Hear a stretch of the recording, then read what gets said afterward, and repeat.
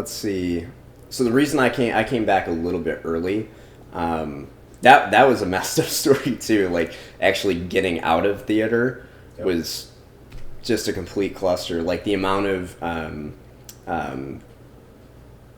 I would just say outright corruption that I uncovered while I was there is just, that's a whole nother story. I won't get into it now, but like in the Navy, our whole ethos is honor, courage, and commitment. And as a 17-year-old kid joining the delayed entry program, I'm like, I'm taking this seriously, you know, and everybody fucks up. I fucked up. I'd get reprimanded. I'd thank my reprimanders and I'd get better and I'd move on. Right. And I think that's just like how people operated. But come to find out, and you'd think like in a place where the ethos is honor, courage, and commitment, you'd think that would be like how people operate. Status quo, yeah. Okay, civilian land, okay, you know, different. Like, okay, people can do...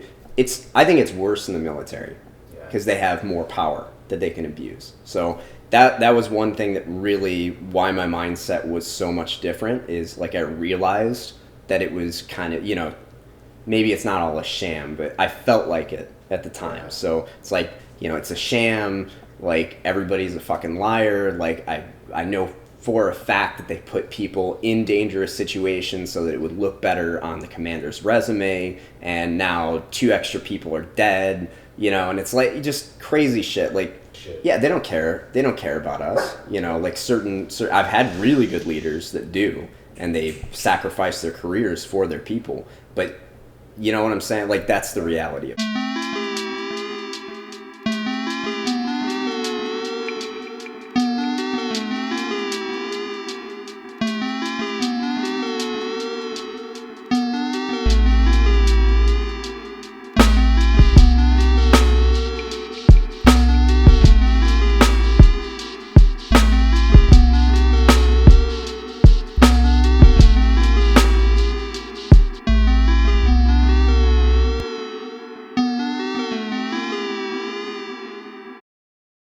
You know, going through all that stuff and coming out of that situation, my grandfather was actually, you know, he's a World War II vet, and he was on his deathbed, and I had 2 Red Cross letters to go back home, and in the process of trying to get that sorted out, I found out, like, they're blocking the Red Cross messages from getting to the commander, because they don't want people leaving theater early because it looks bad on them. When you say theater... Theater of war.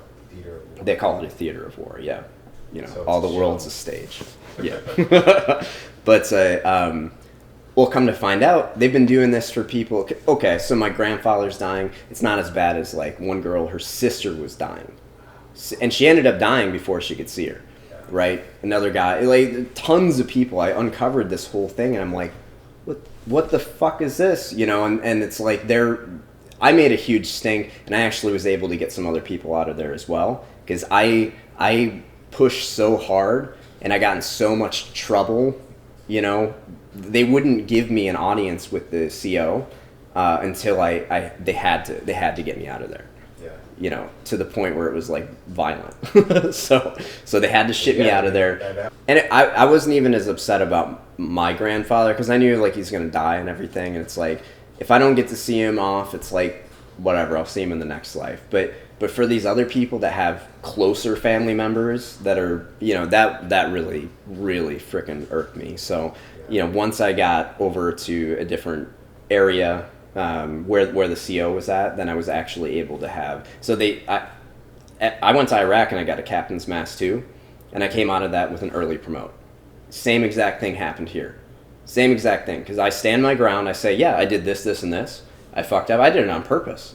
You know, I always tell them, like, yeah, absolutely.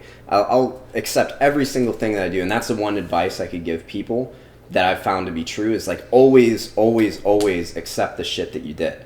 You know, always own up to it, and 0 lies, you know, no trying to sugarcoat it or whatever. Just accept that shit, and then you can move on. Because now they can't harp on you for anything. Yeah. Then you move on to the things that they've been fucking up on. And then I got to share what was happening, and she was like, just... what is going on? You know, why it's just egoism. It's just pure egoism and pure like just, you know, bully mentality. So yeah, they got me out of there really fast. There was no transition period for me. You know, they got me this super messed up flight, and they just kept trying to screw with me all the way to the end. And I ended up going to Kuwait, and they were like, oh shit, man, I don't know if we're going to be able to get you out of here in time. Luckily, I had somebody that was helping me out. They got me on an Etihad Airways with the hot-ass stewardesses. You know what I'm talking about? You know Etihad? Like, luxury, like, everybody's so nice. The stewardess comes up, and she's like, you know, how are you today? You know, and, like, puts her hand on, you know, you're just like, holy shit, like a human, like what the hell is happening, you know? It was amazing. So we fly in, you know, I go to see my grandfather, and he was completely comatose, and he had been comatose for a while. But when I got there, you know, she had said, Luke's here, and he woke up.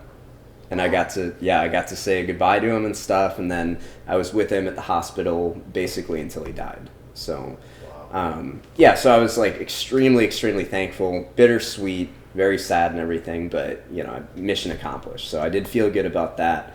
But after that, then it was like, now what?